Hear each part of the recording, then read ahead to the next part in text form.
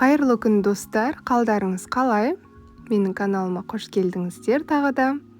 Мен сіздермен бүгін ерекше жасалынатын голубцидың рецептісімен бөліспекшімін. Егер де күнделікті жасап жүрген голубцидан өзгеше етіп жасағыңыз келсе, осы видеоның соңына дейін көріңіздер. Бұл жасалу жолы маған қатты ұнады, балаларға да өте қатты ұнады. Өздеріңіз білесіздер, пеште піскен кез келген тағам өте дәмді болады. Сондықтан бір рет болсын осы тағамды жасап көруді сіздерге кеңес етемін. Ең алдымен орташа бір капустаны 6 бөлікке осылай бөлеміз. Жұқалығы осындай болуы қажет. Міне, дәл осылай. Кесілген капусталарды противенге төсеп, барлығын бетінен және де астына да тұз сеуіп шығамыз.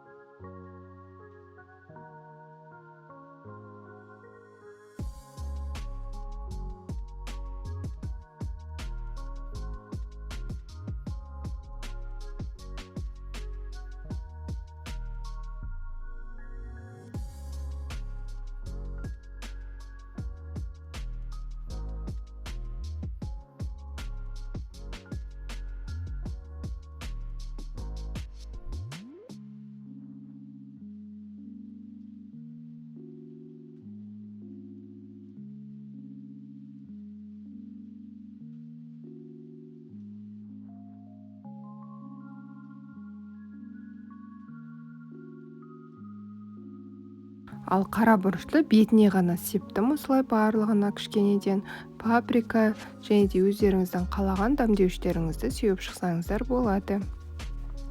Пиязды өте жұқалай етіп осылай турап аламыз. Ең алдымен мен орташа көлемде 2 пиязды турадым. Сочны болып шығады. 2 пияз турай беріңіздер. Қызып тұрған табаға сұйық майымызды құямыз. Орташа отта пиязды қуыратын боламыз енді. Пияз кішкене солыңқыраған кезде бетінен күштен өткізіліп, орташа бір сәбізді саламыз. Жақсылап екеуін 2 минутта қуырамыз. Пияз жақсылап қызаруы тиіс. Кубиктап турап, болгар бұрышын салдым. Жақсылап 1-20 секундтай араластырып тұрамыз. Одан кейін бар бірденнен астын өшіре берсеңіздер болады табаларыңыздың. Осы қуырылған ингредиенттердің барлығын ыстықтай фарштың бетіне саламыз. Менде сиыр етінен жасалынған фарш. Дәміне қарай тұз және де қара бұрышымызды саламыз. Және де осы кезде кез келген өздеріңізге ұнаған зеленді турап жіберсеңіздер болады. Аз көкті. Мен балалар ұнатпағандықтан қоспадым. Жақсылап қол салып араластыратын боламыз. Барлығын біріктіреміз.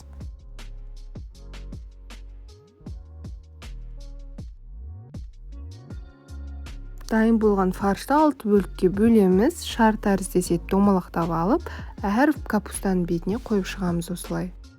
Бірденіне фарштардың бетінен басылып, дәл осылай форма жасап қоямыз.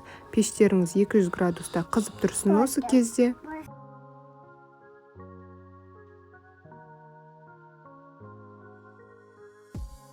Бетіне қызанақты дәл осылай қойып шығамыз. Кубиктап турап, әр фарштың бетіне қойсаңыздар да болады. Ол өздеріңіздің қалауларыңызша. Дәмі әдемі және ерекше болуы үшін болгар бұрышын осылай турап ортасына қойып шықтым. Егер де қысты күні болгар бұрышы болмаса, бұл міндетті емес, өздеріңіздің қалауларыңызша. Бетін толықтай осылай фольгамен жауып шығамыз. Шет-шетін барлығын қысып, жақсылап жабатын боламыз. Және де 200 градуста 1 сағат бойы тұруы тиіс пештің ішінде. Жақсылап шет-шетін осылай қысамыз.